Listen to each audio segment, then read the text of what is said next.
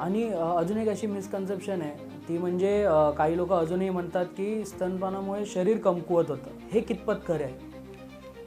हे चुकीचं आहे, कारण ॲक्च्युली निसर्गाने आईचं जेव्हा ते प्रेग्नंट होते तेव्हा त्यांच्या शरीरामध्ये असे बदल करतात की ज्यानं त्यांचं शरीर स्ट्रॉंगच होतं उलटं. बरोबर. तिच्या लाईफमध्ये तिला स्ट्रेस घ्यायचा आहे ऑफ प्रेग्नन्सी अँड लॅक्टेशन, म्हणजे गर्भारपण म्हणजे गर्भधारणेचा, गर्भ वाढवण्याचा आणि त्याचं स्तनपान करणं, हा स्ट्रेस तिला घ्यायचा आहे. म्हणून निसर्गाने तिला एक्स्ट्रा शक्ती आधीच दिलेली आहे. बरोबर.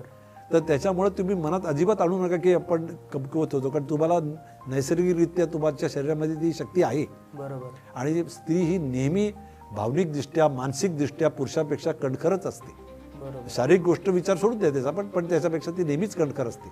मस्क्युलर तो फक्त भाग वेगळा, त्याचं कारण हॉर्मोन्स त्याच्या प्ले करतात, पण ओके. बाकी सर्व बाबतीत स्त्रिया हा इव्हन मानसिकदृष्ट्या जास्त कणखर असतात पुरुषांपेक्षा. राईट. तर त्याच्यामुळे ते हा चुकीची समजूत आहे की आपण असं झालं कमकुवत होऊ वगैरे.